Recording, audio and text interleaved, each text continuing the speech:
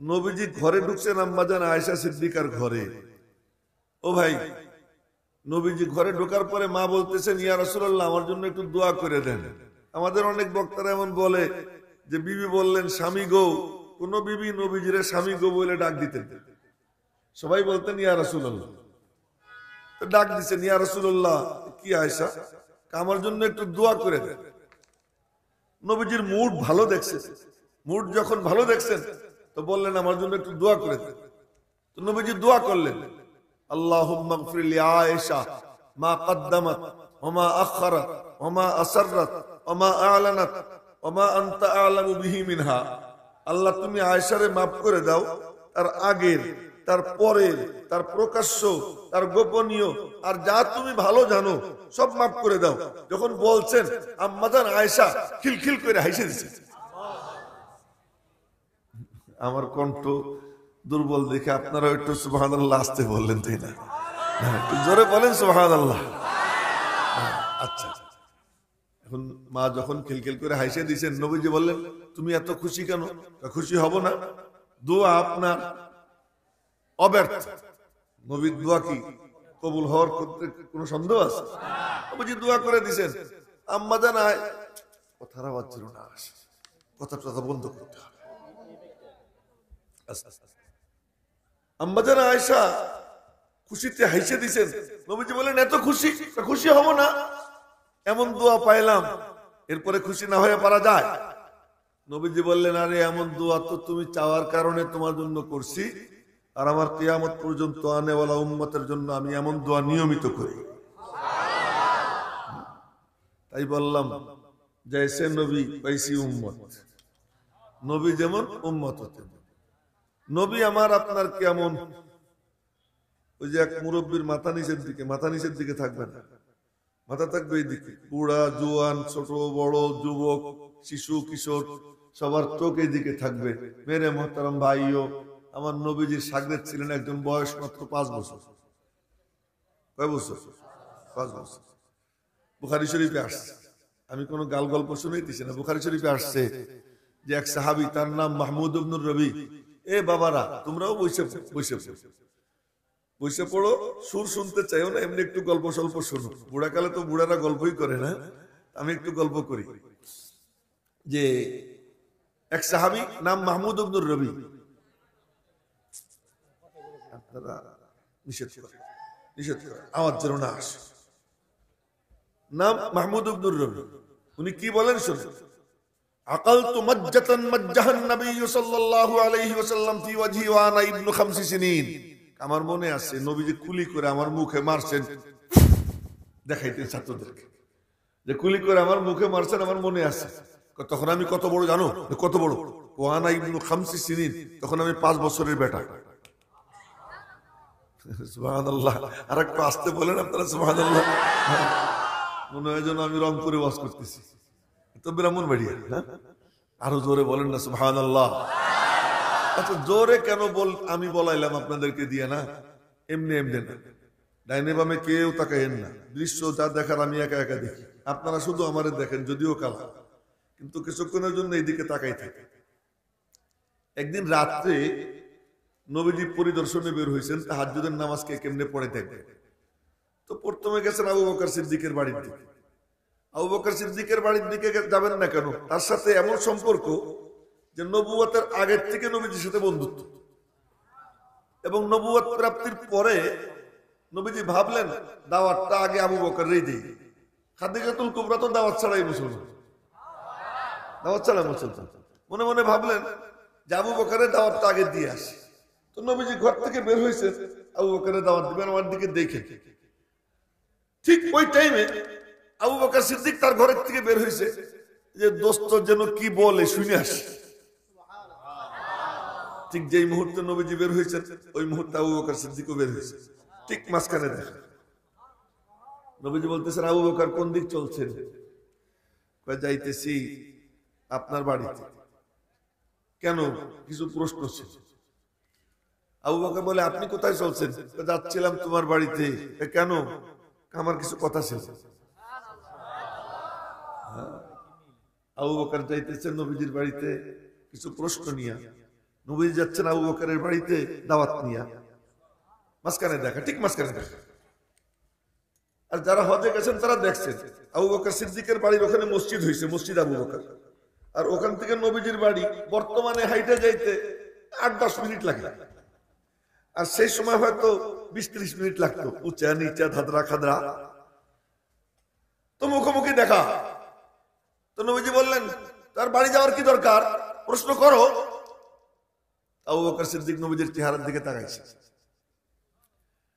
কয়েক সেকেন্ড তাকাই থেইকা, কিছুক্ষণ তাকাই থেইকা এখন বলে, আশহাদু আল্লা ইলাহা ইল্লাল্লাহ ওয়া আশহাদু আন্নাকা রাসূলুল্লাহ। এই টানে কেউ আল্লাহু আকবার বলে? হ্যাঁ, টানটা দুই মতো হয়, তখন সবাই আল্লাহু আকবার বলে না। আই হোক, বলার দরকার নেই, শোনে। তো সিদ্দিক একবার মুসলমান হয়ে গেছে। নবীজি বললেন, তোমার না প্রশ্ন ছিল? দরকার নাই। কেন? কায়ে কায়ে তু জবাবে হর সওয়াল, আইলে কায়ে তু জবাবে হর সওয়াল, মুশকিল তু হল শওয়াদ বে কিল কাল। মনের মধ্যে প্রশ্ন ছিল, কিন্তু আপনার চেহারার দিকে তাকাইয়া এমন নূর আমার মাওলা আমারে দেখাইয়া দিয়েছেন, আর কোন প্রশ্ন আমার অন্তরে নাই, সব প্রশ্নের সমাধান আমি পাইয়ে গেছি। তুই চাদর নিচের দিকে চেয়েছিস, নিচের দিকে কারো চোখ থাকবে না, চোখ থাকবে এইদিকে। আরে নবীজির নূর তো নবীজির নূর। এই আমি আপনাদেরকে যে বকাবকি করতেছি, কেন করতেছি? কেউ মাথা নিচের দিকে দিয়েন না, নইরেন না, স্থির হয়ে দিকে চাইয়ে থাকেন। যে হাঁটু ধরে আছে হাঁটু ছেড়ে দেন, যে তরিকা অনুযায়ী আসেন, ফায়দা হয়। কেন? যতক্ষণ পর্যন্ত আপনি আপনারে প্রস্তুত না করবেন, ততক্ষণ পর্যন্ত মালিক দিবেন না। দিবেন তো তিনি। কিসের ফারুক হিসাব, কিসের ইয়াহিয়া মাহমুদ, কোথাকার কোন ওলি বুড়ি, কেউ না, দেনেওয়ালা কে? তো তার থেকে নিতে হইলে এরকম আদব কায়দা লাগবে না? আদব কায়দা। এই জন্য সবাই আদব ভালো হয়ে যায়। অনেকে আবার আদব বললে আত্মাহিয়াতু সূরাতে বসে না, আত্মাহিয়াতু সূরাত না, যার যেমন সুবিধা তেমন বসেন। তবে শর্ত হলো গায়ে গায়ে মিশা, আর মাথা যেন না নড়ে, চোখটা যেন এইদিকে থাকে।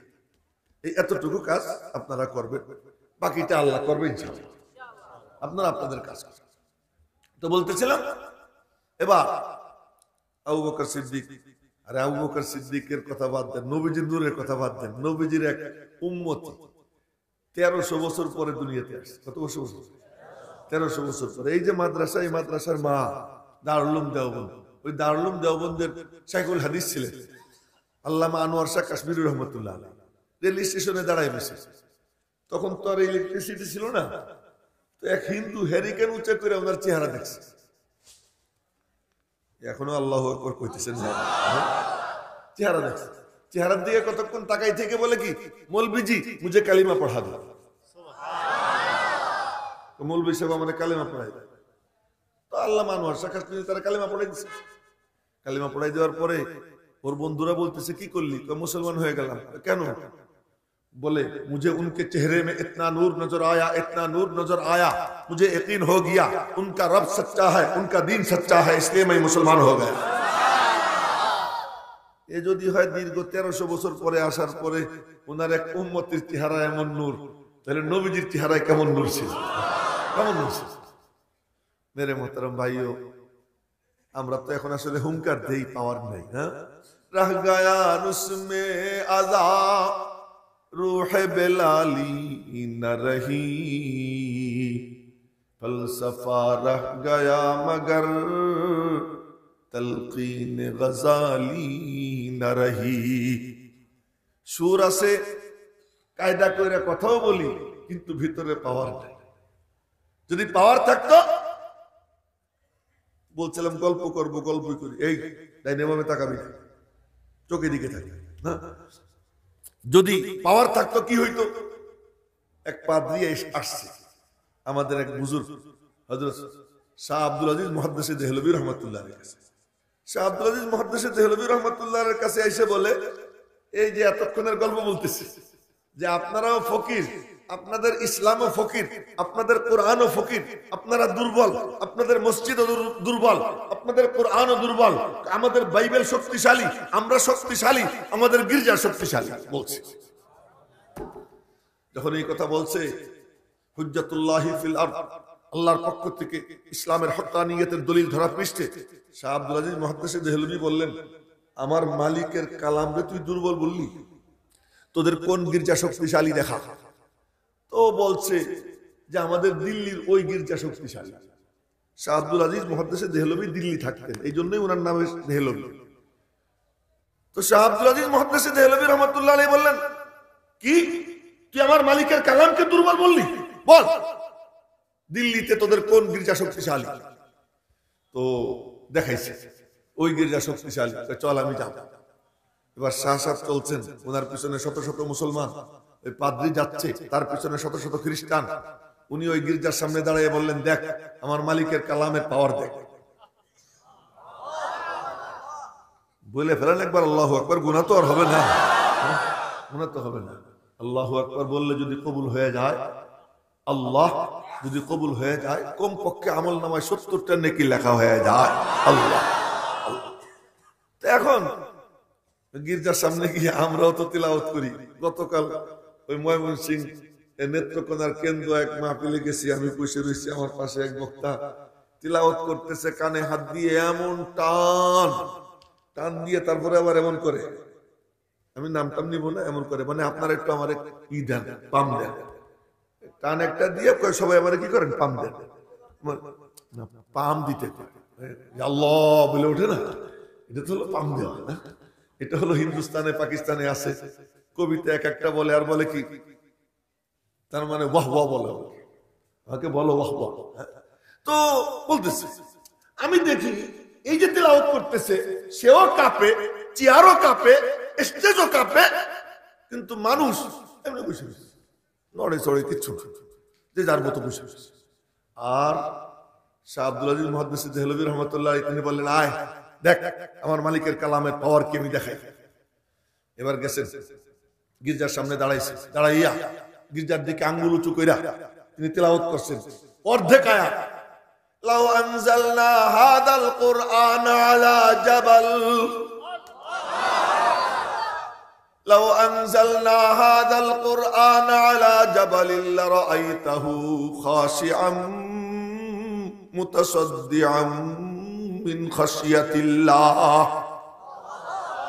এতটুকু করার সাথে সাথে গির্জার সামনের অংশ ধড়াম করে জমিনের উপর পড়ে গেছে।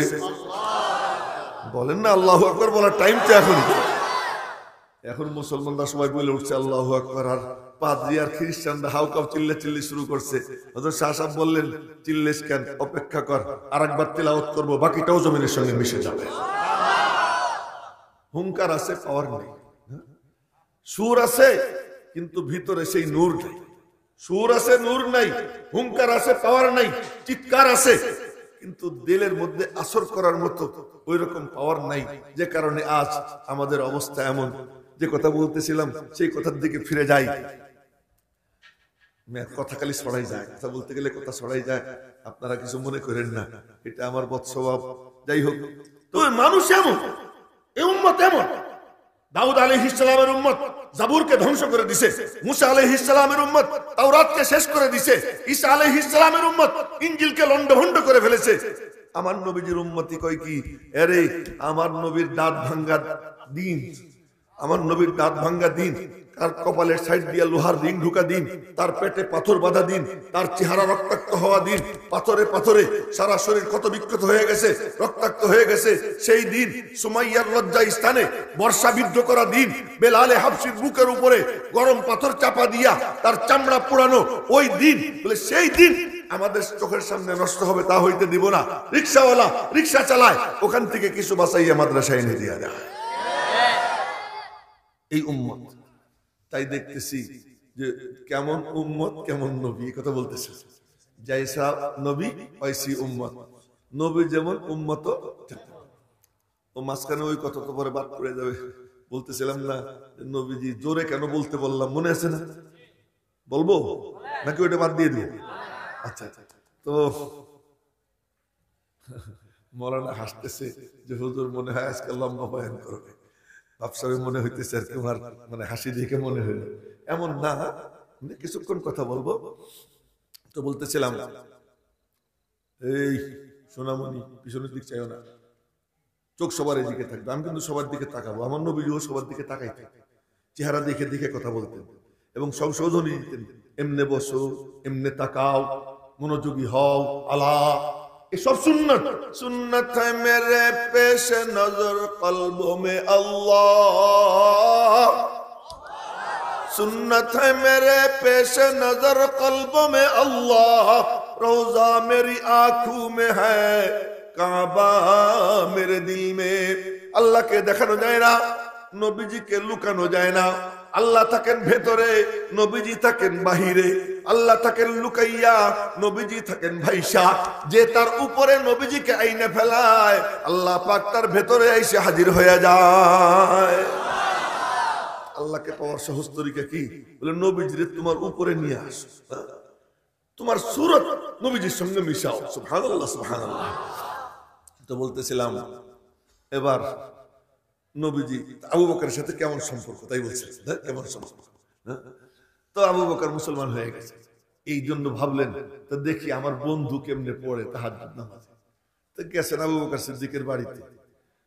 আমার দিকে না দেখলে তো বুঝবেন না, এই যে আবু বকর সিদ্দিকের বাড়ির বেড়া, দেয়াল না বেড়া, আর নবীজি এমন জায়গায় কিন্তু কোনো আওয়াজ নেই। আবু বকর তো তাহাজ্জুদ নিশ্চিত পড়তেছেন, কোনো সন্দেহ নেই, কিন্তু কোনো আওয়াজ নেই। নবীজি কাছে কাছে, একেবারে কাছে, দেয়ালের সাথে বেড়ার সাথে কান লাগাইছেন। এখন শুনতেছেন আস্তে আস্তে আস্তে আস্তে আওয়াজ আসতেছে। তো চলে আসছেন ওখান থেকে। আবু বকর সিদ্দিক তাহাজ্জুদ শেষ করছেন, এরপরে সুন্নাত 2 রাকাত পড়ছেন, পড়ে বের হইছেন। আরে এত ঘ্রাণ, আমার নবীজি তো আসছে। বের হয়ে কি এমন ঘ্রাণ, এত পরিচিত ঘ্রাণ, নবীজি আসছে। নবীজি তো যেখান দিয়ে যাইতেন পুরো এলাকা আতরের ঘ্রাণে ভরে যেত। আহ কেমন! যখন কারো সাথে মুসাফা করতেন তো সাহাবী বলতো যে হাত খান ধরলাম, পরে আমার হাত নাকের কাছে নিয়ে দেখি মনে হয় যেন নবীজি তার হাত খান আতর ব্যবসায়ীর বাক্সের থেকে কেবল বাইর করছে। ফাকান্নামা আখরাজা ইয়াদাহু মিন জুনাতি আত্তার, সাহাবীর ভাষা হাদিসে আসছে, ওইটা শুনে এলাম, আমার কথা না। মনে হয় যেন আতর ব্যবসায়ীর আতরের বাক্সের থেকে নবীজি হাত খান কেবল বের করছে। এক বুড়া কিন্তু ঘুমাইতেছে, দেখছি আমি, এই যে কালা টুপির মাথায়, ওনারা জাগাই দেয়, ঘুমান না, তাজা। বুড়া নবীজির কাছে গেলে জিন্দা হয়ে যেত, একদম তাজা হয়ে যেত। আমরা কেন এরকম বুড়া হয়ে মনে মনে বলি মরে গেছি, বুড়া নবীজির কাছে গিয়ে তাজা হয়ে যেত। এখন নবীজি থাকলে কি এখানে ফারুকি বসত, এখানে ইয়াহিয়া মাহমুদ বসত, এখন নবীজি নাই বলে না আমরা বসছি। আপনারা মরা মরা থাকবেন কেন? এক বুড়া গিয়ে কয়, ইয়া রাসূলুল্লাহ, কি জান্নাতে কি আঙ্গুর পাবো? আরে বুড়া প্রশ্ন করবে জান্নাতে যাবো কিনা, কিন্তু কি প্রশ্ন করে জান্নাতে আঙ্গুর পাবো কিনা? মনে মনে বলে, যদি নবীজি বলেন আঙ্গুর পাবা, তাই মনে মনে বলে তো জান্নাত পাইয়েই গেছি। জিজ্ঞেস করছি, ইয়া রাসূলুল্লাহ, জান্নাতে আঙ্গুর পাবো কিনা? নবীজি বললেন হ্যাঁ পাবা। বুড়া কয় আলহামদুলিল্লাহ, তাই তো জান্নাত মিলেই গেছে।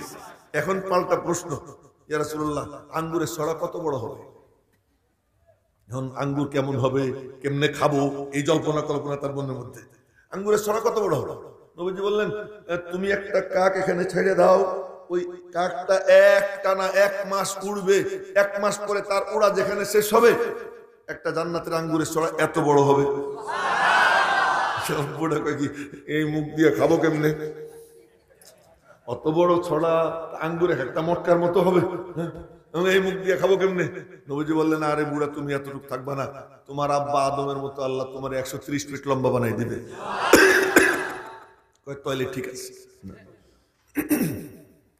এখন দেখেন, ওই যে ওই বুড়া এখন খুশি হয়ে গেছে, ঘুমাইতেছে, এখন তাজা হয়ে গেছে। হ্যাঁ, জান্নাতের নাজ ও নিয়ামতের কথা শুনলে সবার মনের মধ্যে অন্যরকম মজা লাগে না? তো বলতেছিলাম, তো নবীজি আবু বকর সিদ্দিক রাদিয়াল্লাহু তাআলা আনহু ঘর থেকে বের হইছেন, বুঝতে পারছেন নবীজি এখান থেকে গেছেন। দেখি 2 নম্বর হুজুরের কি অবস্থা। 2 নম্বর হুজুর চিনছেন? আলহামদুলিল্লাহ, বলেন না ওমর, বলেন ওমর, ওমর না ওমর, ওমর।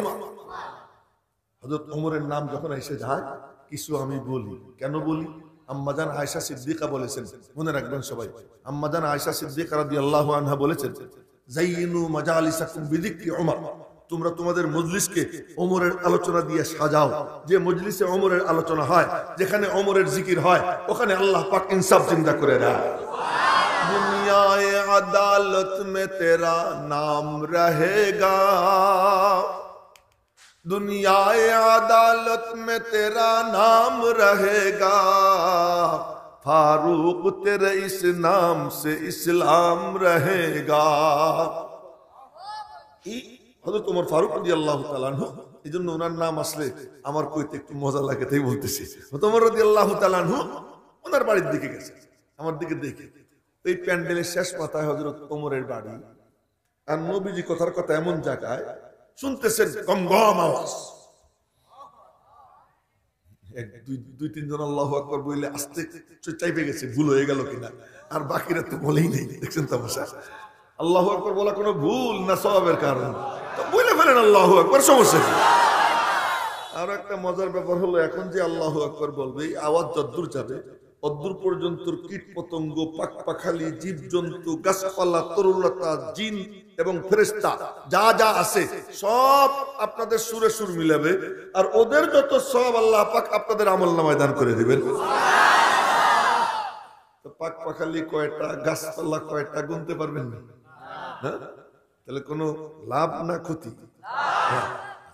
তাহলে সুযোগ মিলে গেলে বলে ফেলবো আল্লাহু আকবার, আল্লাহু আকবার।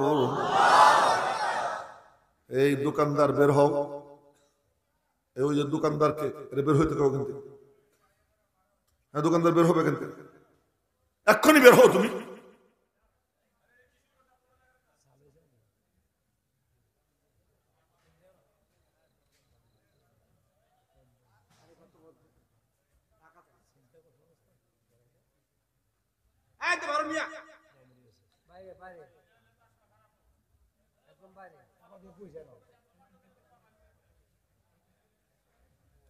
আমি আমি দিনী জলসার মধ্যে কোনো গুস্তাখি দেখতে পাই। এখানে একটাই কাজ, কারো খাইতে হইলে বাইরে গিয়ে খেয়ে আসবে।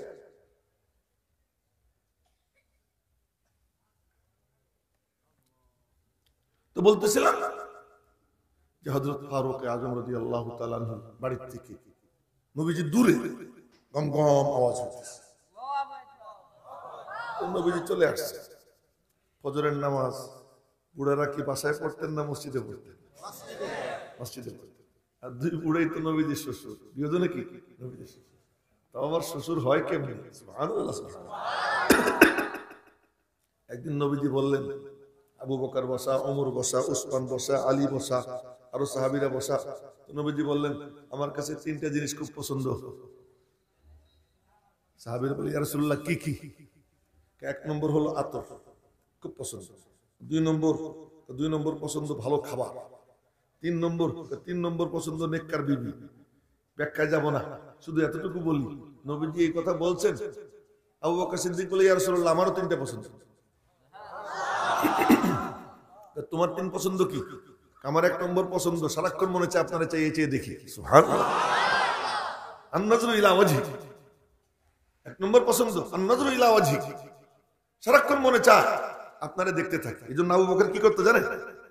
তাহাজ্জুদের নামাজ পড়ে যে মসজিদে আসতো, আর ঈশার নামাজ পড়া নবীজির ঘরে ঢুকাইয়া বিবিদের কাছে পৌঁছে দিয়া এরপরে আবু বকর সিদ্দিক ঘরে যেত। আলাদা। আমার এক নম্বর পছন্দ আপনাকে চেয়ে চেয়ে দেখা। আল্লাহ কয় তোর রুচি এত সুন্দর, চল আমি ব্যবস্থা করে দিই। হিজরাতের সময় আল্লাহ কয় সবাই চলে যা, সবাই যায়। আবু বকর গিয়ে অনুমতি চায়, উপর থেকে কথা হয় না, করে যাইতে দিও না। নবীজি বলেন তুমি যাইস না, তুমি যাইও না। একবার, দুইবার, তিনবার, তৃতীয়বার আবু বকর বলে আপনিও যাবেন না হিজরাতে। আবু বকর তখনও জানে না নবীজি হিজরাতে যাবে। আপনিও কি যাবেন না? অনুমতি মিলবেন? নবীজি বললেন আরজু, আশা করতেছি অনুমতি আমারও মিলবে। যখন এটা শুনছেন আবু বকর সিদ্দিক চিৎকার দিয়ে উঠছেন, তাহলে কিন্তু আমি সাথে থাকতে চাই।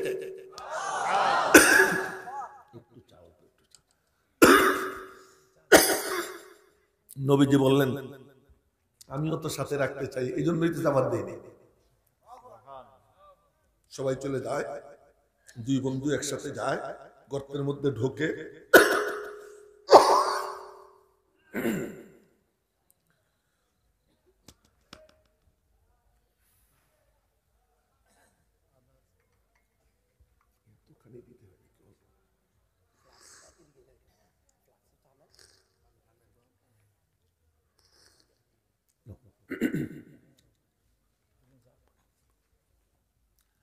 তো বলতেছিলাম এবার আবু বকর সিদ্দিক গর্তের মধ্যে ঢুইকা নবীজির কোলে শোয়াইছে। ওই হিজরতের কাহিনী বলতে গেলে আবার আলাদা 1 ঘন্টা, ওইটা বলবো না। কোলে শোয়াইছে, কোলে শোয়ানোর পরে উপরের থেকে ইলহাম হয়, আবু বকর তোর না আমার মাহবুবরে খুব দেখতে মনে চায়, এবার তুই একা, আর কেউ নাই, চাইয়ে চেয়ে দেখতে থাক 72 ঘন্টা। 72 ঘন্টা। ওমর রাদিয়াল্লাহু তাআলা ওমর রাদিয়াল্লাহু একদিন বলতেছেন, বড় ভাই কি আমি আমার জিন্দেগির সব আমল দিয়ে দিব, আপনি ওই যে নবীজির সঙ্গে ছিলেন, ওই সময়টুকু আমার দিয়ে দেন, ওই সময়টুকু আমার দিয়ে দেন। আবু বকর সিদ্দিক বলে কি, किस्मत दी हर शख्स को कस्साम अजल ने, जिस शख्स को जिस चीज का काबिल नजर आया, আমার মালিকের বন্টন আমার জন্য এটা বরাদ্দ করছে। সারা দুনিয়ার সব কিছু যদি আমারে দিয়ে দেওয়া হয়, মাহবুবের যে কোলে শোয়াইয়া রাখছিলাম ওর 1 সেকেন্ড তো আমি কাউকে দিতে রাজি না, ওর 1 সেকেন্ড তো দিব না। 72 ঘন্টা পর্যন্ত কোলের উপরে শোয়াইয়া রাখছেন। আবু বকর কেমন ছিলেন? যাইতেছেন দুই বন্ধু একসাথে হিজরতে, নবীজি বলেন আবু বকর খুব খিদে লাগছে রে, একটু খাওয়ার দরকার। আবু বকর পাগলের মতো খুঁজতেছে খুঁজতেছে, হঠাৎ করে বকরির উপরে চোখ পড়ছে, কই বকরি দেখা যায়, একটা বকরি। নবীজি বললেন বকরিটা কার, খোঁজ করো। এক বুড়ি বেরোইছে, বুড়ি মা তোমার এই বকরির থেকে একটু দুধ নেই? বকরি তো এটা শেষ, তার মানে 7 বছরের বেশি বয়স হয়ে গেছে, এটা তো আর কোনো দুধ টুধ হবে না, এটা তো বুড়ি। আমরা যদি একটু দুধ নেই তোমার কোনো আপত্তি আছে? নিলে কি আপত্তি? তো নবীজি কেবলমাত্র স্তনে হাত দিছে না, আর দুধে ভরে গেছে, ভরে গেছে। এরপরে দুধ দহন করছে, দুধ দহন করার পরে নবীজি দুধ পান করতেছেন। আবু বকর সিদ্দিকের বক্তব্য শুনেন, ফাশারিবা হাত্তা রাদিতু, পান করেন নবীজি, খুশি হয় আবু বকর। পান করতেছেন নবীজি, পেট ভরে কার? আবু বকর। এগুলো আবু বকর। আবু বকর রাদিয়াল্লাহু তাআলা আনহু 1 নম্বর রুচি আমার আন-নাযরু ইলা ওয়াজহিক, চাইয়া চাইয়া আপনারে দেখা। 2 নম্বর রুচি কি? ইনফাকু মালি আলা হুকমিক, আপনি বলবেন আবু বকর তুই দে আর আমি দিব, দিতে দিতে আমি ফকির হয়ে যাব, এটা আমার রুচি। আল্লাহ কয় ঠিক আছে, তোর রুচি আমি বাস্তবায়ন করব। একদিন নবীজি বসে আছেন, জিবরিল এসে সালাম দিছে, আসসালামু আলাইকা ইয়া মুহাম্মদ, বলবেন না সাল্লাল্লাহু আলাইহি ওয়াসাল্লাম। নবীজি সালামের জবাব দিবেন, সালামের জবাব দিয়ে জিবরাইলের দিকে তাকাইছেন। জিবরাইল আসতেন সবুজ পোশাক পরে, জান্নাতি পোশাক পরে। আজ জিবরাইলের দিকে তাকাইছেন, তাকাইয়ে দেখেন জিবরাইলের মাথায় সালার চটের পাগড়ি, গায়ে সালার চটের চাদর, পরনে সালার চটের লুঙ্গি। নবীজি বললেন জিবরাইল এই ড্রেস কেন? আবু বকরের ডাক দেন, আবু বকরের ডাক দেন। আবু বকরের নবীজি ডাক দিয়েছে, আবু বকর আসছে।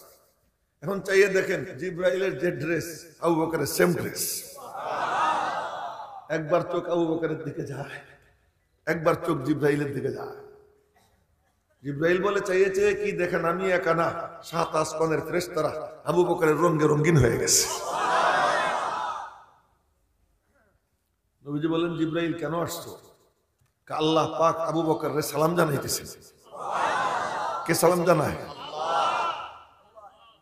কারে সালাম জানায়? আবু বকর। খালেক তার বান্দা, মাহবুব তার বান্দারে সালাম জানাইতেছে, আসসালামু আলাইকা ইয়া আবু বকর, সালাম তোমারে হে আবু বকর। খুশিতে আবু বকরের 2 চোখ দিয়ে দর দর করে পানি পড়ে।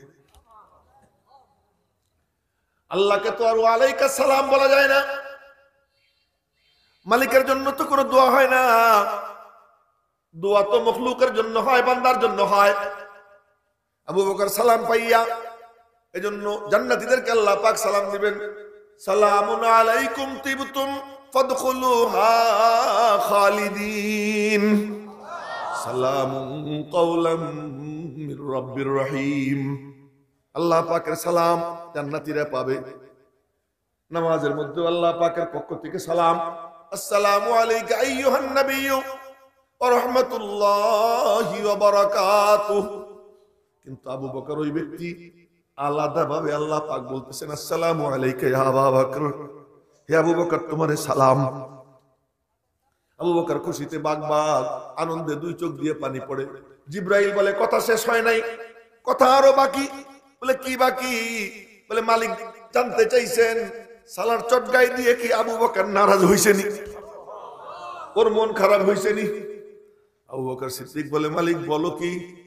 এই সালার চটগাই দিছি আমি তোমার একটু মুস্কি হাসি পাওয়ার জন্য, সব আমি খুয়াইতে রাজি, আমি তোমার সন্তুষ্টি চাই, তুমি আমার দিকে তাকাই একটু মুস্কি হাসি দিয়া দাও, আমি আর কিচ্ছু চাই না। দুই নম্বরের রুচি। 3 নম্বরের রুচি কি? শ্বশুর কেমনে হয় তাই বলতেছিলাম, এটা বলতে গিয়া কথা লম্বা হয়ে গেল। শ্বশুর কেমনে হয়? 3 নম্বর রুচি কি তোমার? ওয়া আনতাকুনা বিনতি ফি বাইতিক, আমার কন্যা আপনার ঘরে থাকবে, আপনি আমার জামাই হবেন, আমি আপনার শ্বশুর হব। আপনি আমার জামাই হবেন, আমি আপনার শ্বশুর হব। এই নিসবত, এই রিশতা আমার বড় পছন্দ। মালিকের পক্ষ থেকে বলা হয়, এই আবু বকর তোর এমন রুচি? আমার মাহবুব পেটে পাথর বাঁধে, আমার মাহবুব একটানা 3 দিন 4 দিন না খেয়ে থাকেন, আমার মাহবুবের ঘরে চুলা জ্বলে না, আমার মাহবুব তার নাতির খিদে দেখা চোখের পানি দেখা নিজের জিহ্বা তার মুখের মধ্যে দিয়া হাসান হুসাইনদের দিয়ে জিহ্বা চুষায়। আর সেই মাহবুবের ঘরে তুই কন্যা দিবার চাস? এত সুন্দর রুচি তোর, তো চল আবু বকর, তোর মেয়ের বিয়ের ঘটকালি তোর করা লাগবে না, আমি আল্লাহ আসমান থেকে তোর মেয়ের বিয়ের ঘটকালি করব। সহিহ বুখারী শরীফের হাদিস।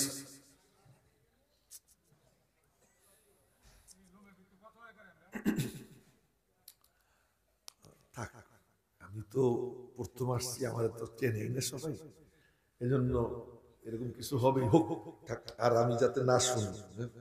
কিন্তু মুশকিল হলো শুনলে পরে আমার কথা বন্ধ হয়ে যায়, এটা হলো আমার দুর্বলতা, আপনারা আমার ক্ষমা করে দিন। তো বলতেছিলাম, এবার আল্লাহর পক্ষ থেকে বলা, হ্যাঁ আবু বকর তোর এত সুন্দর রুচি। এই সবাই কিন্তু বড় হুজুর। আমি একবার এক বড় হুজুরের কাছে একটা ভালো আলেমের বিয়ের প্রস্তাব দেব তার মেয়ের জন্য। হুজুর খোঁজে তার বাড়ি আছে কিনা, টাকা পয়সার ইনকাম কেমন, এগুলো খোঁজে। আলেম দেখা সে সন্তুষ্ট না, তার অর্থ দরকার।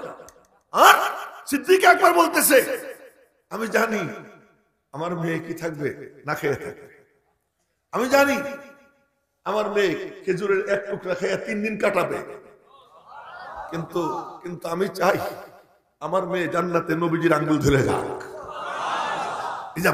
রুচি। আল্লাহ পাক বলে, চল আবু বকর তোর মেয়ের বিয়ের ঘটকালি আমি করব। সহিহ বুখারী শরীফের হাদিস, কোন গাল গল্প শুনাইতেছি না।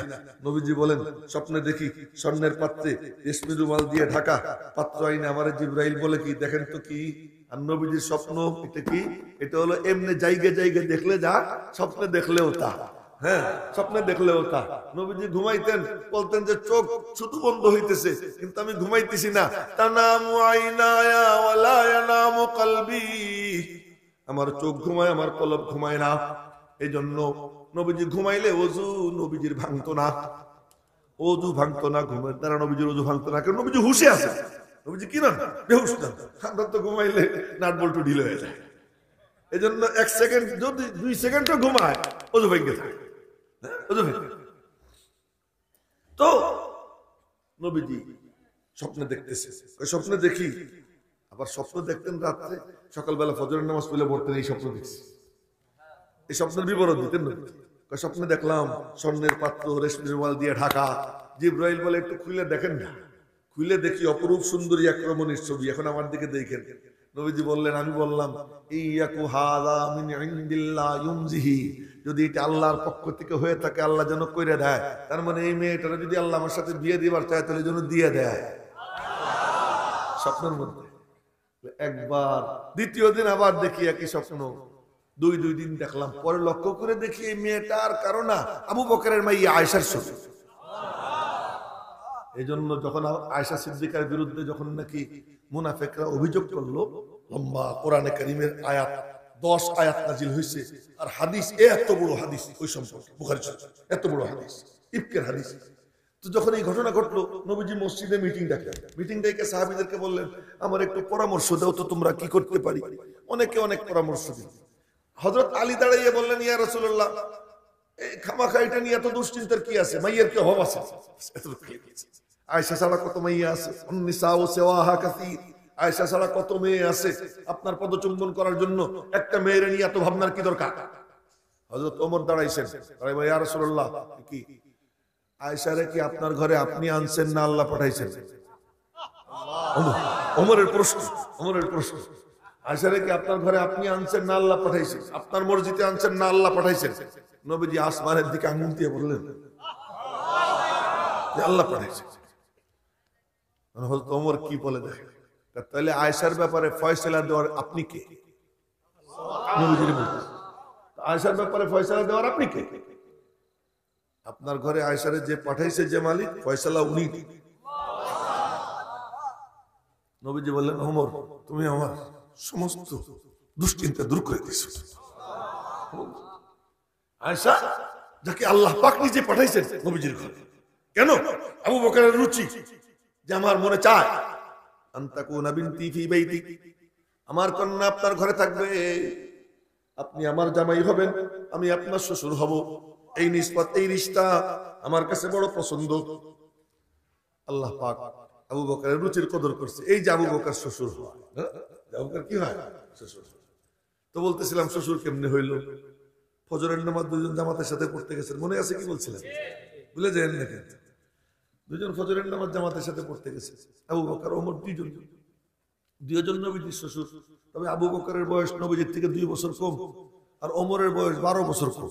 কিন্তু হইলে কি হবে, এই তিনজনই যখন মায়ের পেটে ছিলেন, মায়ের পেটে থাকা অবস্থায় জিবরাইল আল্লাহ পাকের হুকুমে খানায় কাবার নিচের থেকে মাটি নিয়ে তিনজনের নাভিতে লাগাই দিছে, একই মাটি। আবার আল্লাহ পাকের হুকুমে খানায় কাবার নিচের থেকে মাটি এক টুকরা কাইটে নিয়ে মদিনা শরীফে সেট করে দেওয়া হয়েছে। আল্লাহ পাকের ফয়সালা হয়, 3 বন্ধুর নাভিতে একই মাটি লাগাইছি, ওই মাটি নিয়ে মদিনা শরীফে সেট করছি, চল 3 জনকে একসাথে শোয়াই রাখবো। শোয়াইও রাখছে 3 জনের সাথে এমন সম্পর্ক। তো ইমামত তো নবীজি করতেন, আর তো কেউ করতো না। একদিন শুধু নবীজি থাকা অবস্থায়, ইন্তেকালের আগে তো আবু বকর পড়াইছেন নামাজ নবীজির হুকুমে, এছাড়া নবীজির হুকুম ছাড়া একদিন ইমামতে দাঁড়াইছেন আবু বকর। তাও কেমনে? নবীজি গেছেন সালিশ বৈঠক, তো সালিশ বৈঠকে গেছেন, এদিকে টাইম নামাজের জামাতের টাইম হয়ে গেছে, বেলাল আজান টাজান দিয়া এই নামাজ পড়াবে কে? কেউ সুদা হয় না। আবু বকর আপনি যান নামাজ পড়ান। কি পাওয়ার বেলালের দেখেন। আবু বকর যান, আপনি নামাজ পড়ান। আবু বকর কয় চুপ কর, আমি পারবো না, যাবো। কার দেরি হয়ে যেতেছে, যান না, যায় না, ধাক্কা দিছে আবু বকর। বেলাল ধাক্কা দিয়ে মেহরাব করে তারা করাই দিছে, আর একামত দিয়ে দিছে। মুসল্লিরা সব কথা সুদা করে ফেলছে। একামত শেষ, আবু বকর আল্লাহু আকবার বলে ইমামত শুরু করছে। এরই মধ্যে নবীজি এসে গেছে। নবীজি আসলে কি হইতো জানেন? কোনখানে এরকম খালি মুখটা দিতেন, তো মুখের আলোতে এমন একটা আলোর ঝলকানি হইতো যে পুরো ঘরের সবাই চমকে উঠতো। চেহারার আলোতে এমন একটা ঝলকানি হইতো। মানে আর আমাদের অবস্থা কি? আমার মানে গল্প তো করতেছি, কিছুদিন আগে মুক্তা গাছে এক মাহফিলে এসে বসছি, আমি আসছি হলো পাবনার থেকে, ময়মনসিংহের মুক্তা গাছে গেছি। আমি বললাম যে তোরা যদি আমার এখন দিস তাহলে ওয়াজ করতে পারবো ঈশান নামাজের আগে, আর যদি এখন না দাও তাহলে কিন্তু আমি আর ওয়াজ করতে পারবো না। ওরা কয় হুজুর চলে নেক্সট স্টেজে। এখন মাইককে ঘোষণা করতেছে সভাপতি ইয়াহিয়া মাহমুদ সাহেব আসলেই মুফতি সাহেবের বয়ান শেষ। আমি কিন্তু ওনার পিছনে বসা, ওনার পিছনে বসা 2-3 বার কইতেছে মুফতি সাহেবের বয়ান চলবে যতক্ষণ ইয়াহিয়া মাহমুদ সাহেব না আসে। উনি আইসে গেলেই ওনার বয়ান শেষ। আমি বললাম যে আমি আইসে গেছি। আমি তো স্টেজে উঠছি, সভাপতি টের পাই না। আর আমার নবীজি কোথাও গেলে পুরো এলাকা যা ছিল পুরা জায়গাটা একেবারে উজ্জ্বল হয়ে যেত নবীদের চেহারার আলোতে। নবীজি মসজিদে ঢুকছেন, ওই আলোর ঝলকানিতে সবাই বুঝে ফেলছে আবু বকর তো একেবারে সামনে, বাকিরা পিছনে, সবাই খেলে এমন করে কি বলছে, এই আওয়াজ, কথা তো বলা যাবে না, কথা তো আগে বলা যেত, কিন্তু এখন কথা বলা নিষেধ, কথা বলা যাবে না, আওয়াজ করে। আবু বকরকে আওয়াজ কেন হইতেছে, নিশ্চয়ই নবীজি আসছে। আবু বকর চোখের কোণা দিয়ে এমনি তাকায়। হ্যাঁ, আমি বলতেছি হাদিস, বুখারী শরীফের হাদিসের তরজমা করতেছি, চোখের কোণা দিয়ে তাকাইতেছে। এখন বুঝে ফেলছে নবীজি আসছে। আবু বকর পিছনের দিকে হাঁটা শুরু করছে। নবীজি বলতেছে, আরে থাকো না, তুমি আর আমি তো একই। মনে মনে বলতেছেন, তুমি আর আমি তো একই, দাঁড়াও, তুমি পড়ো। আবু বকর দুই হাত উপরের দিকে উঠে, আলহামদুলিল্লাহ, আপনার মেহরাবে আপনি যে আমাকে দাঁড়াইতে বলছেন, এতে আল্লাহ শুকর। পিছনে চলে আসছে, নবীজি সামনে গেছে, গিয়া নামাজের ইমামত করছে। সালাম ফিরে গিয়া, তোমারে বললাম তুমি নামাজ পড়াও, তুমি চলে এলে কেন? তো কোন কোন হুকুম না মানাও আদত, কোন কোন হুকুম কি না মানাও আদত। হুকুম করছেন আবু বকর কই যে, যতই আপনি হুকুম করেন, আবু কুহাফার বেটার সাজে না নবীজি যেখানে আছেন ওখানে ইমামত করা। আল্লাহ কয়, আবু বকর তুই ঠিক করছিস, ঠিক করছিস। তো এই যে আবু বকর কি হলো, শ্বশুর হলো। তো যাই হোক, তো নামাজের মানে নবীজি ফজরের নামাজের ইমামত করছেন। ইমামত করে তো ঘুরে বসে আল্লাহুম্মা আজিরনি মিনান নার সাতবার পড়ে। কেউ যদি এই দোয়াটা সাতবার পড়ে, তো আল্লাহ পাক ওই দিন যদি সে মারা যায়, তাহলে জাহান্নাম থেকে মুক্তি দিয়ে দেয়। আল্লাহুম্মা আজিরনি মিনান নার যদি কেউ সাতবার পড়ে না, আর যদি কেউ এই দোয়া পড়ে ফজরের পরে, আল্লাহুম্মা আনতা রাব্বি লা ইলাহা ইল্লা আনতা খালাকতানি ওয়া আনা আবদুকা ওয়া আনা আলা আহদিকা ওয়া ওয়া'দিকা মাসতাতা'তু আউযু বিকা মিন শাররি মা সানা'তু আবুউ লাকা বিনি'মাতিকা আলাইয়া ওয়া আবুউ বিযামবি। আবার হাদিসে ওয়া আবুউ লাকা বিযামবি দুটোই আছে, ওয়া আবুউ বিযামবি ফাগফিরলি ফাইন্নাহু লা ইয়াগফিরুয যুনুবা ইল্লা আনতা। নবীজি বলেন, মান ক্বালাহা মুকিনান বিহা বাদাল ফজর, যে ফজরের পরে এটা ইয়াকিনের সাথে বলবে, ফামাতা মিন ইয়াউমিহি যালিক, আর ওই দিন যদি সে মারা যায়, নবীজি বলেন দাখালাল জান্নাহ, জান্নাতে চলে যাবে। ঈমানের সাথে মওত হবে, জান্নাতে চলে যাবে। এটা যদি আবার ওমান ক্বালাহা মাসাআন, যে মাগরিবের পরে বলবে, সে যদি ওই দিন ফজরের আগে মারা যায়, এই দোয়া পড়া সে জান্নাতে চলে যাবে। শিখে নিব তো মাদ্রাসায় এসে হুজুরদের কাছ থেকে এই দোয়াটা, আল্লাহুম্মা আনতা রাব্বি, শিখবো তো ইনশাআল্লাহ। আল্লাহ পাক তৌফিক দান করুন। তো নবীজি ঘুরে বসে দোয়া পড়তেন, তাসবিহ তাহলিল পড়তেন। ওই দিনও ঘুরে বসে তাসবিহ তাহলিল পড়তেছেন। তাসবিহ তাহলিল শেষ করে ডাক দিয়েছেন দুই বুড়ারে। বুড়া বললাম এই জন্য যে নবীজি বলছেন জান্নাতের বুড়োদের সর্দার আবু বকর ওমর। কে বলছেন? নবীজি। জান্নাতের বুড়োদের সর্দার আবু বকর ওমর। নিশ্চয়ই নবীজি যখন বুড়োদের সর্দার বলছেন, তা আমার বুড়া বলতে সমস্যা কি? হ্যাঁ, বুড়োদের সর্দার। তো দুইজনকে ডাকছে, তাইকে বললেন, আবু বকর এত আস্তে পড়েন কেন? আবু বকর বলতেছে, যারে শোনাবার চাই এর থেকে আস্তে পড়লে তো উনি শুনে, জোরে পড়ার দরকার। ওমর আপনি এত জোরে পড়েন কেন? ইয়া রাসূলুল্লাহ, কত মানুষ ঘুমাই রয়েছে, ওদেরকে জাগাবে কে? কি রুচি, কি চিন্তা! যারা ঘুমাই রয়েছে ওদেরকে জাগাইতে হবে না, আর শয়তানগুলোকে ভাগাইতে হবে না। আমি জোরে জোরে পড়ি, ঘুমন্ত ব্যক্তিরা যেন জায়গা যায়, শয়তান যেন ভাইগা যায়। মানে আমি আপনি কি করবো? আবু বকরের মতো আস্তে পড়বো না ওমরের মতো জোরে পড়বো?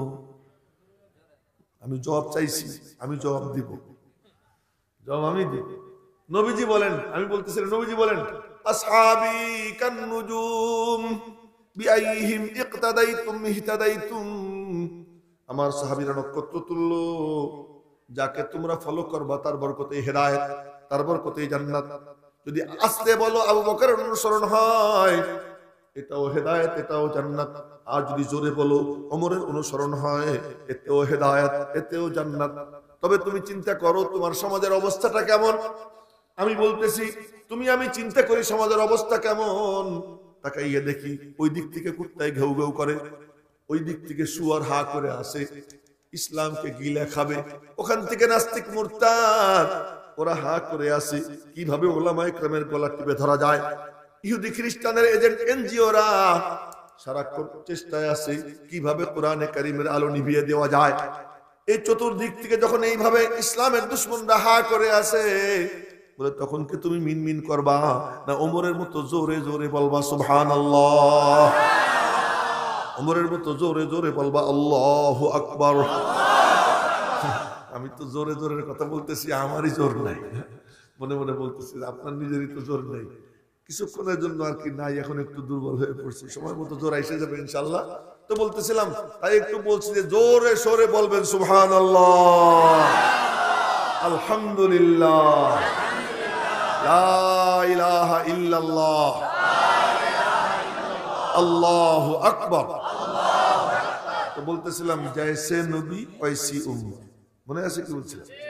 जैसे নবী वैसी নবী कैसे, নবী কেমন, তার এক টপিক শুনেছি আপনাদেরকে, যে বলতেছে নারে আয়েশা, তোমার চাওয়ার কারণে আমি এই দোয়া করছি তোমার জন্য, আর আমি আমার কিয়ামত পর্যন্ত আনেওয়ালা উম্মতের জন্য বিনা চাওয়ায় নিয়মিত এই দোয়া করি, আমার উম্মতকে মাফ করে। নবী কেমন? ও ভাই, নবী কেমন? যে নবীজি খন্দকের যুদ্ধের সময় সাহাবীরা পরীক্ষা খনন করে, আর নবীজি কি করতেছেন জানেন? তিনি ঘুরে ঘুরে দেখতেছেন কে কেমনে খুদে। যার কোদাল দিয়ে কোপ দিতে কষ্ট হয়, এই কোদাল আমার হাতে দাও, নিজে কোপ দিতেছে। সাহাবীরা কোনো পাথর কাটতে না বললে, ইয়া রাসূলুল্লাহ কাটতে পারতেছি না, তো চলো আমার নিয়ে চলো, আমি যাই, নিজে গিয়েই করতেছে। সাহাবীরা বলতেছেন, এই পেটে পাথর বাইধে নাও, কোপ দিতে গিয়া নিচে হইলে যদি মেরুদণ্ডের হাড় ভেঙে যায়, পাথর বাঁধে, নিজেও পাথর বেঁধে নিচ্ছে, পাথর বেঁধে কোপ দিচ্ছে। আচ্ছা, এমন সময় এক সাহাবী আসছেন, হযরত আম্মার, মুখে ধুলা, গালে ধুলা, দাড়িতে ধুলা, নিজে হাতে ঝেড়ে দিচ্ছে। কেমন নবী, উম্মতের জন্য কেমন? আচ্ছা, এর মধ্যে এই সব আপনাদেরকে হাদিসের গল্প শুনেছি, এর মধ্যে হযরত জাবের আসছে। হযরত জাবের ঈসা নবীজির সামনে দাঁড়াইয়া চেহারার দিকে তাকিয়ে দেখে যে নবীজির চেহারা খুব ক্লান্ত। তো বলে, ইয়া রাসূলুল্লাহ আমার একটু ছুটি দেন। কি করবা? বাড়ি যাবে। কেন? আর নবীজি এটা জিজ্ঞেস করেন, বাড়ি যাবে। আচ্ছা যাও। গিয়ে ঘরে গিয়ে বলে কি, জাবেরের বিবির বয়স মনে করেন 45, জাবেরের বয়স হলো 17, 18, বিবির বয়স বেশি। এর কারণ কি সেটা অন্য সময় বলবো। তো গিয়ে বিবিরে বলে, এই নবীজির চেহারার দিকে তাকাইয়ে আর সহ্য হয় নাই, ঘরে কোনো খাবার আছে? বিবি বলে, খাবার টাবার কি আছে, এই যে অল্প কয়টা ইয়ে আছে, জব আছে, এইটা পিছলে পরে একটু আটা হবে। তুমি জব পিসো, আর এতটুকু একটা ছোট্ট বকরি, বকরিটা আমি জবাই করি। উনি বাহিরে বকরি জবাই করেন, আর বিবিরে বলছেন আটা সান। সে আটা সানে, এরপরে এতটুকু গোশত হইছে, এতটুকু আটা হইছে। হযরত জাবের বলতেছেন, এ তুমি তৈরি করো, আমি নবীজির এটাইকে নিয়ে আসি, নবীজির এটাইকে নিয়ে আসি। বিবি বলতেছে, খবরদার 3-4 জনের বেশি যেন না হয়, তোমার স্বভাব খারাপ, যারে পাও তারে ডাক দাও, ঘরে কতটুকু খাবার আছে সেদিকে তুমি লক্ষ্য রাখো না, এটা কিন্তু তোমার বদ স্বভাব। বউ বলতেছে স্বামী, খবরদার 3-4 জনের বেশি যেন না আসে। আচ্ছা ঠিক আছে। গিয়ে নবীজির কানে কানে জাবের বলছে, ইয়া রাসূলুল্লাহ এই এতটুকু আটা, এতটুকু গোশত, আপনি আর 3-4 জন চলেন, বেশি যেন না হয়। নবীজি বলেন, জাবের তুই কেমনে ভাবলি রে, ওদেরকে মাটি কাটতে লাগে, আমি খাইতে যাব, ওরা মাটি কাটতে থাকবে, আমি খাইতে যাব, তুই কেমনে ভাবলি? কতটুকু গোশত তোমার বলো তো যাবে? এতটুকু আটা, এতটুকু কাসীরুন তাইয়্যিবুন, তো মেলা, নবীজি বলেন এ তো অনেক। এরপরে বললেন, ইয়া আহলাল খান্দক, নবীজি ডাকতেছে, দাওয়াত দিচ্ছে, ইয়া আহলাল খান্দক ইন্না জাবিরান ক্বাদ সানা সূরা ফাহাইয়া হালান বিকুম। এ খন্দকের পরীক্ষা খননকারী আমার সাহাবীরা শোনো, জাবের তোমাদের জন্য খাবার তৈরি করছে, চলো যাই। জাবেরের মুখ তো কালা, কেন? বউ বলে দিছে 3-4 জনের বেশি যেন না হয়, আর নবীজি সবাইরে দাওয়াত দিছেন। এখন বউর মায়ের খাওয়ার ভয়, বউ তোমার বয়স, এই জন্য বয়সটা আগে বলল, বউ তোমার বয়স। এখন চাইতেছে, বউ পর্দা সরাইয়ে দেখতেছে কারা আসে, চাইয়ে দেখে বাপরে বাপ, সদল বলে সব আসতেছে। বউ মনে মনে করতেছে, আসুক ঘরে, জাবের মজা বুঝাবো। জাবের ঘরে ঢুকছে, কিন্তু তার আগে নবীজি বলছেন, জাবের তুই দুশ্চিন্তা করিস না, খাবারের ঢাকনা খুলিস না, ঢাকনা দিয়ে রাখিস, আমি আসতেছি। তো জাবের ঘরে ঢুকছে, ঘরে ঢোকার পরে বউ কইছে হাদিসের বাক্য, বিকা ও বিকা ও বিকা, তুমি তুমি তুমি, তোমার কারণে আমার ইজ্জত সম্মান সব শেষ, তুমি আমার আর কত বেইজ্জত করবা। বউ সমানে বর্ষাইতেছে, জাবের চুপচাপ শুনতেছে। জাবের কই, দেখ বউ যখন চেঁচে তখন তুই খেপবি না। হযরত জাবের শিখাইতেছে আমাদেরকে যে বউ যখন চাইতে যায় তখন তুমি চাইতে না, বউরে কইতে দাও। তো বউ চিল্লি করছে, করার পরে হযরত জাবের বললেন, এই শোনো, তুমি যা শিখিয়ে দিয়েছিলে আমি তা কিন্তু নবীজিরে বলছিলাম। বলছিলাম হ্যাঁ, তাহলে কোনো দুশ্চিন্তা নাই, কিছু একটা ঘটবে, অপেক্ষা করে দেখা যাক কি ঘটবে, তাহলে কিছু একটা হবে। নবীজি আসছেন, এসে বললেন, কোথায় তোমাদের ড্যাগ? এই যে। কোথায় আটা? এই যে।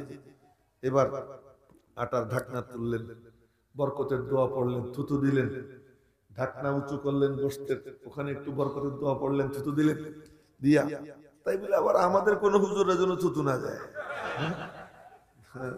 নবীজি ওই হুজুর থুতু দিলে তো পরে খানা গন্ধ হয়ে যায়, আর নবীজি যদি থুতু ফেলেন কোনো মানে পুকুরের মধ্যে, তো পুকুরের পানি মিসকম্বরের ঘ্রাণ হয়ে যাবে, মিসকম্বরের ঘ্রাণ হয়ে যাবে। তো এরপরে বললেন, উদউলি খাবিজা, একজনকে ডাকো তো রুটি বানাই বানাই আমার হাতে দেখে গোশত রেডি। তো রুটি বানাইয়ে বানাইয়ে হাতে দেয়, এই ঢাকনা খুলবি না কিন্তু বেটি, এখান থেকে খালি এরকম আটা টানবি আর নিয়ে এরকম চুলের মধ্যে মারবি আর আমার দিবি।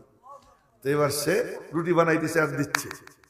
আর নবীজি মা যেমন বাচ্চাদেরকে বাইরে বাইরে খাওয়ায়, হ্যাঁ বাইরে বাইরে খাওয়ায়, ওরা খায় আর মা চাইয়ে চেয়ে দেখে, মা কিন্তু আগে খায় না, মা আগে খায় না, নবীজি খাওয়াইতেছে সবাই রুটির মধ্যে গোশত দিয়ে এরকম পেঁচাইয়া বলতেছেন, নাও খাও নাও খাও, নিজে হাতে সবাই দিচ্ছে। খাওয়াইতে খাওয়াইতে খাওয়াইতে খাওয়াইতে সবাই খাইছে, সংখ্যা পরে বলতেছি, সবাই খাইছে। সবাই খাওয়ার পরে এরপরে নবীজি খাইলেন, খাইয়ে বললেন, জাবের তোরাও খা, তোদের আশপাশে যারা আছে ওদেরকেও একটু দিস, মানুষ বড় অভাবে আছে, আমি যাই। এবার নবীজি রওনা দিলেন। হযরত জাবেরকে জিজ্ঞেস করে, কাম কুনতুম ইয়াউমাইদিন, কতজন ছিলেন আপনারা সেদিন? এই বাক্যের তরজমা, কাম কুনতুম ইয়াউমাইদিন, আপনারা কতজন ছিলেন সেদিন? হযরত জাবের বললেন, লাউ কুন্না মিয়াত আলফিন লাকাফানা কুন্না আলফা, যদি আমরা 1,00,000 থাকতাম যথেষ্ট হয়ে যেত, তবে ছিলাম মাত্র 1,000।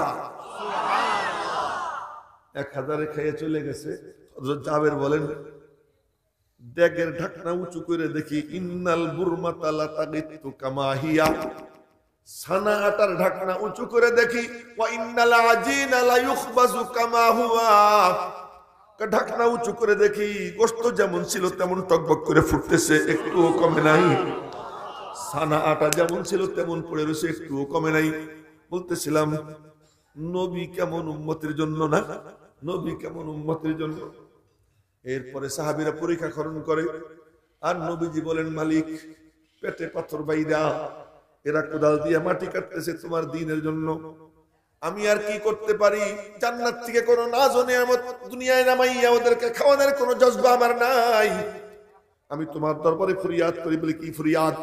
আল্লাহুম্মা লা আইশা ইল্লা আইশুল আখিরাহ, আল্লাহুম্মা লা আইশা ইল্লা আইশুল আখিরাহ, ফাগফিরিল আনসার ওয়াল মুহাজিরা।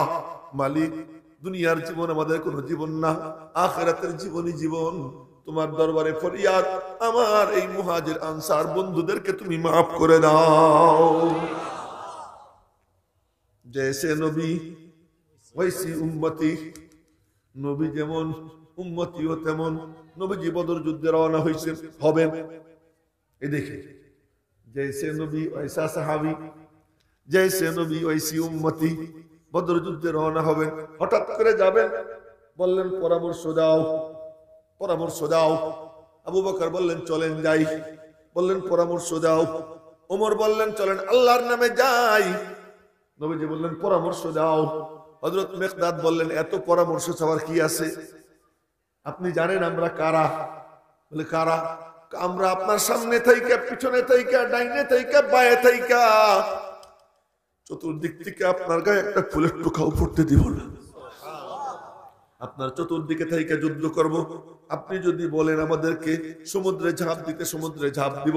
আপনি যদি আমাদেরকে বলেন অগ্নিকুণ্ডে ঝাঁপ দাও, অগ্নিকুণ্ডে ঝাঁপ দিব। আপনি যদি বলেন বারকে গামাদে যাইতে, বারকে গামাদেও যাব। জৈসে নবী ওইসি উম্মতি, নবী যেমন উম্মতিও তেমন। মেরে মুহতারাম ভাইও, কথা অনেক লম্বা হয়ে যাবে। যে কথা বলতে চাইতেছিলাম যে এই নবী উম্মতের জন্য জীবন ভর কাঁদতে গেছেন, কবরেও কাঁদতেছেন, হাসরের ময়দানেও নবীজি কাঁদবেন। যখন জাহান্নামকে 70,000 শিকল দিয়ে বেঁধে আনা হবে, জাহান্নামের হুঙ্কারে চিৎকারে কারো জুবানে কোনো কথা আসবে না, সব নবী নফসি নফসি বলতে থাকবেন আস্তে আস্তে করে। যেমন আগুন লাগলে সব গাড়ি বন্ধ হয়ে যায়, কেবল একটা গাড়ি চলে, ফায়ার সার্ভিসের গাড়ি। হাসরের ময়দানে দাও দাও করে যখন জাহান্নামের আগুন জ্বলবে, সব গাড়ি বন্ধ, একটা মাত্র গাড়ি চলবে, ফায়ার সার্ভিসের গাড়ি। সেই গাড়ির নাম মুহাম্মাদুর রাসূলুল্লাহ সাল্লাল্লাহু আলাইহি ওয়াসাল্লাম। তিনি বলবেন উম্মতি ইয়া উম্মতি। কেমন নবী, এইটাই শেষ। কেমন নবী, রব্বুল আলামিনের দরবারে যখন যাবেন, মাকামে মাহমুদ ওখানে থাকবে নবীজির আসন। তো আল্লাহ পাক বলবেন দোস্ত, আজ এক আসন আমার, এক আসন তোমার, আর কারো কোনো আসন নাই, বসো। নবীজি বলবেন আল্লাহ আমারে বসতে বললেন না। আল্লাহ পাক আবার বলবেন বসো। নবীজি বলবেন আল্লাহ বসতে বললেন না। তৃতীয়বারে বলবেন আল্লাহ বসো না দোস্ত। নবীজি তখন ডান হাত মোবারক মাকামে মাহমুদের উপর রাইখা করুণ চোখে আল্লাহর দিকে তাকাই বলবেন মালিক আমারে বসতে বললেন না। কেন? ও তো ড্রাইভার লাগে না, ও তো নিজে নিজে চলে, নিজে নিজে উড়ে। আমার ভয় হয় আমি যদি ওতে বসে পড়ি, ও যদি আমারে নিয়ে উড়াল দিয়ে জান্নাতে চলে যায়, তা আমার গুনাহগার উম্মতের কি হবে? আল্লাহ পাক বলবেন তো ঠিক আছে চলো, আগে তোমার উম্মতের ফয়সালা হোক, আগে তোমার উম্মতের ফয়সালা। মেরে মুহতারাম এমন নবী। এখন আমরা বলি আমরাও কি কম? এক বুড়ি লাঠি বট দিয়ে আসছে, এক বুড়ি লাঠি বট দিয়ে আসছে দেওবন্দ মাদ্রাসা।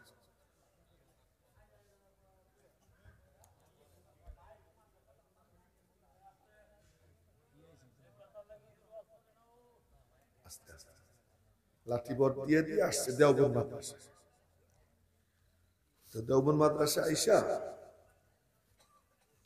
অফিসের সামনে দাঁড়াইয়া ওই বুড়ির তুলনায় মোতামিম সাহেবের তার ছেলে মনে হয়েছে। মোতামিম সাহেবের বয়স কম, বুড়ি অনেক বসিয়া ডাক দিছে, এ মৌলবি এ ধারা যা, মৌলবি এদিকে আয়। বেটি হয়তো ভিক্ষা টিক্ষা করে, মৌলবি সাহেব গেছে। ওই বুড়ি তার আঁচলের গায়ের থেকে 1 টাকা বের করছে, মাত্র 1 টাকা। 1 টাকা বের করে বলে কি, লে মৌলবি নিয়ে রাখবে, নেই এটা রেখে দে। হুজুর ওই টাকাটা নিছে, নিয়া ওর জন্য একটা ছোট্ট বাক্স বানাইছে। ওই বাক্সের মধ্যে ওই টাকাটা রাইখা ছোট্ট একটা তালা লাগাইছে, লাগাইয়া ওই বাক্সটা সিন্ধুকের মধ্যে রাখছেন। বলছেন এই টাকাটা খরচ করিস না, বড় ইখলাসের টাকা। বলে এই 1 টাকা এই মাদ্রাসায় কোটি কোটি টাকা তাই না আনবে, রেখে দে এই টাকাটা। এই উম্মত 2 টাকা দিয়া, 10 টাকা দিয়া, 10,000 দিয়া, 1,000 দিয়া, 1 মুঠ চাউল দিয়া এই দিনকে জিন্দা রাখতেছে। মেরে মুহতারাম ভাইও, তো বলতেছিলাম এই আমরা যে টাকাটা কি করি, তো বলে কি যে তোমরাও দুর্বল, তোমাদের কোরআনও দুর্বল। কারে? নবী কি দুর্বল? নবী চাইলে আসমান থেকে এই টাকা পয়সা আইনা দিন চালাইতে পারতেন। আল্লাহ আজকে সময় নেই, আর একদিন বলবো। শাহজালাল আল ইয়ামানি হুঙ্কার দেয়, আল্লাহু আকবার বলে, গৌর গোবিন্দের আস্তানা ভেঙে পড়ে। আমার নবীজি সাহাবীদেরকে নিয়ে ময়দানে আল্লাহু আকবার বলেন, নবীজির দাঁত ভেঙে যায়। শাহজালাল আল ইয়ামানির তো নাক ভাঙে না, আঙ্গুলও ভাঙে না, নবীজির দাঁত ভেঙে যায়। নবীজির কপালের সাইড দিয়ে লোহার রিং ঢুকে যায়, নবীজির পেটে পাথর বাঁধা হয়, নবীজির শরীরের হাড় চূর্ণ বিচূর্ণ হয়ে যায়। তো নবীজির থেকে শাহজালাল আল ইয়ামানি বড় বুজুর্গ? তার মানে এই দ্বীনের রাস্তা, মুজাহাদার রাস্তা নবীজি চাইয়ে নিয়েছে যে আল্লাহ আমি এটা চাই। এই কষ্টের জীবন, এই মুজাহাদার জীবন, এই ভিক্ষা কইরা কইরা 2-4 টাকা নিয়ে নিয়া এই দিনকে জিন্দা রাখা হবে।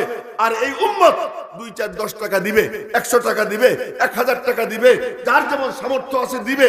আর এইটা নিয়া তুমি তাদের জাহান্নামের আগুন নিভিয়ে দিও। আল্লাহ তাআলা নবীজি এই সিস্টেম কি করছেন, চালু করছেন।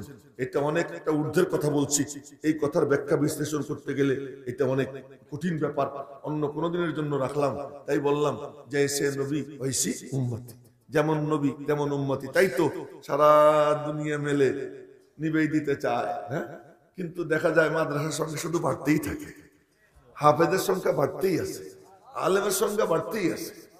আর আজকে পত্রিকায় দেখলাম ইন্ডিয়াতে চাকরি হলো পিয়নের চাকরি, আবেদন করতেছে MA pass, graduate, LLB, top লেভেলের আইনজীবী, ডাক্তার আবেদন করতেছে আমি পিয়নের চাকরি চাই। আপনারা তালাশ করে দেখেন তো কোন একজন আলেম, কোন একজন হাফেজ যার সিনার মধ্যে কোরআন আছে, আল্লাহ পাক তাকে বেইজ্জত করে না, ইজ্জতের সঙ্গে আল্লাহ পাক তার রিজিকের ব্যবস্থা করতেছে। কোরআন আল্লাহ পাকের কালাম, সুতরাং এই ইজ্জত কোরআন আল্লাহ পাকের কালাম, এটা যার সিনায় যাবে আল্লাহর সঙ্গে তার সম্পর্ক কায়েম হয়ে যাবে। কে কে নিজেদের সন্তানদেরকে কোরআনওয়ালা বানাইতে চায়? আদিয়াছি তো ইনশাআল্লাহ। আল্লাহ পাক সকলকে কবুল করুন, তৌফিক দান করুন। আল্লাহ পাক আজকের এই মাহফিলকে কবুল করেন।